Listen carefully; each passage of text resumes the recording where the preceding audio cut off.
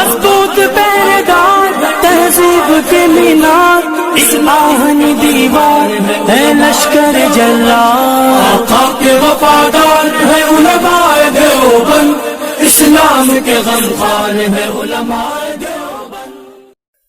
رسول اللہ صلی اللہ علیہ وسلم کا مقام محمود جسے صرف آخرت میں سمجھا جاتا ہے، وہ دنیا سے شروع ہوتا ہے اور آخرت میں بھی ہے۔ آخرت میں اس کا اسٹیٹس اور ہے، دنیا میں اور ہے، یہ لگاتار ہے دنیا سے چل کر آخرت تک۔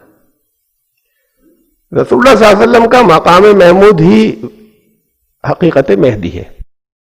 یہ کوئی مادی شخصیت نہیں ہوگی، مہدی کے آنا کوئی جسمانی طور پر نہیں آئے گا۔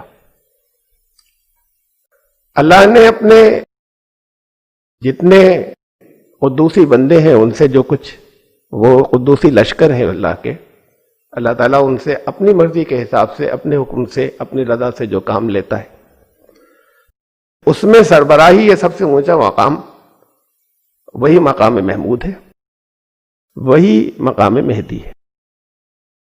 حضرت عیسیٰ کی واپسی تو مادی ہوگی، لیکن حضرت عیسیٰ علیہ السلام بھی جب دجال کو قتل کریں گے تو مہدی سے فیضان حاصل کر کے کریں گے، بیک میں قوت مہدی کی کام کر رہی ہوگی۔ سب تمثیلی زبان میں ہیں، یہاں پر جتنی حدیثیں ہیں وہ سب تمثیلی ہیں اور ان کو ایک مادی وجود سمجھا گیا۔ بہرحال چند چیزیں میں رکھ رہا ہوں، بہت کم، اب اس کی گنجائش نہیں کہ میں تفصیلات رکھ سکوں۔ یہ ہے دو زمانوں والا۔ پہلا دور وہ جو مادی تھا، حقیقت محمد، اور دوسرا ہے حقیقت مقام محمود، جو مادی یا میٹیریل واپسی نہیں ہے۔ یہ دو زمانوں والے قرآن شریف میں بہت آیات ہیں جہاں سے اس کے اشارے ملتے ہیں، اور یہ سورہ کہف کی تفسیر میں اس میں سے بہت سی چیزیں ہیں۔ سورہ کہف میں جہاں یاجوج و ماجوج کا ذکر آیا، اسے واپس آپ سنیں گے، اگر جن لوگوں نے اس کو نہیں سنا ہے، آپ میں سے سنا ہے بہت سے لوگوں نے، جنہوں نے نہیں سنا ہے ان کو جب تک اسے پورا نہیں دیکھیں گے تو پورے ثبوت کے ساتھ میں شاید یقین کی کیفیت نہ ہو، اور کوئی گنجائش اس کے بعد میں نہیں سمجھتا کہ بچتی ہے کچھ انگلی رکھنے کی۔ اس ساری تفصیلات کے بعد چند چیزیں میں بہرحال اس میں سے ریپیٹ کر رہا ہوں۔ دیکھیے قرآن نے کہا وَلَلْآخِرَةُ خَيْرٌ لَكَ مِنَ الْأُولَىٰ، یہ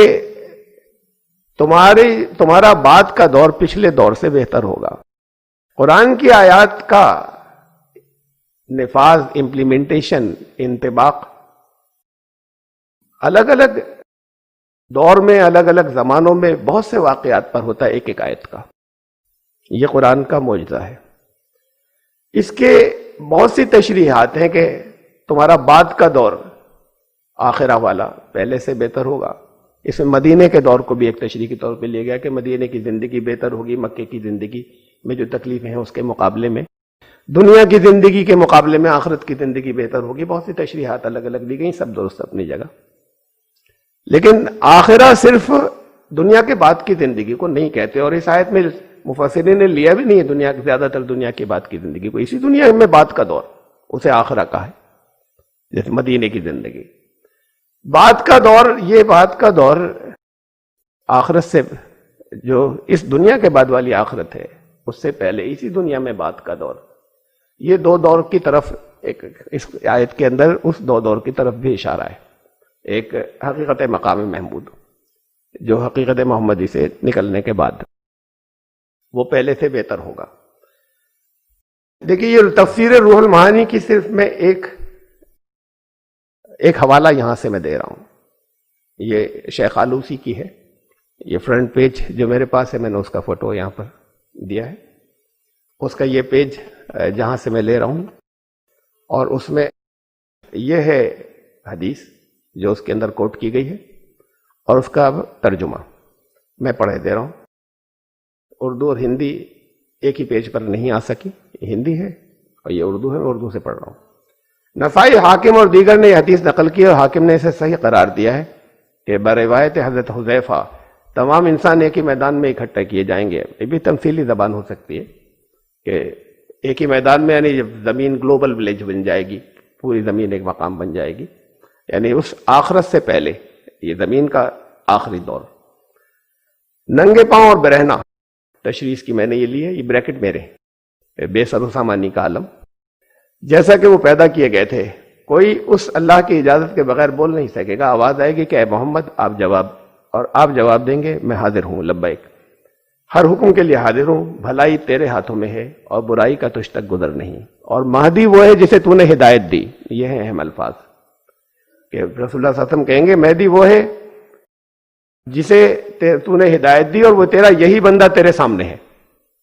یہ رسول اللہ صلی اللہ علیہ وسلم نے بھی اس حدیث کے اندر براہ راست کہا کہ مہدی اپنے آپ کو کہا کہ وہ تیرا یہی بندہ ہے جو تیرے سامنے ہے اور تجھ پر توکل کرتا اور ہمیشہ تیری طرف متوجہ ہے. تیرے سوا کہیں پناہ نہیں، تیرے سوا کوئی نجات دلانے والا نہیں. بابرکت تیری ذات اور بلند ہے، عیب سے پاک اے کعبے کے رب.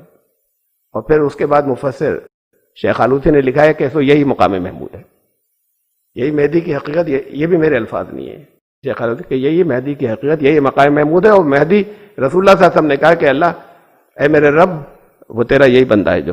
دیکھیے یہ عربی کے الفاظ ہیں اس کے. بھلائی ساری تیرے ہاتھ میں ہے، میں حاضر ہوں. والشر لیس الیک والمہدی من ہدیت، اور مہدی وہ ہے جس تو نے ہدایت دی کہ وہ بندہ تیرے سامنے ہے. یہ عربی کے الفاظ ہیں اس کے، میں اس کا ترجمہ آپ کو بتا چکا. اور پھر یہ ان کا بات کو، یہ ان کا شیخ کا مفسر کا یہ جملہ ہے بات کو کہ سو یہی مقام محمود بھی ہے، یہی مہدی کی حقیقت. اور وہ حقیقت خود رسول اللہ صلی اللہ علیہ وسلم کی زبان سے ایک حدیث میں آ چکی کہ وہ اصل میں انہی کی حقیقت ہے. وہ یہ ہے سیکنڈ کمنگ یا دوسری واپسی مقام محمود. یہ کوئی میٹیریل واپسی نہیں ہے جسم کے ساتھ میں مہدی کی حقیقت. ایک حدیث میں آتا ہے، بہت سی حدیثیں ہیں جو متشابہاتی ہیں یا ہم کہیں کہ تمثیلی زبان کے اندر ہیں. مثلا ایک حدیث کے اندر آتا ہے کہ رسول اللہ، بخاری کی حدیث ہے کہ رسول اللہ صلی اللہ علیہ وسلم نے فرمایا کہ میں اور عیسیٰ دو انگلیاں آپ نے اٹھائیں کہ ان کی طرح ہیں اور ان کے درمیان میں کوئی نبی نہیں ہے.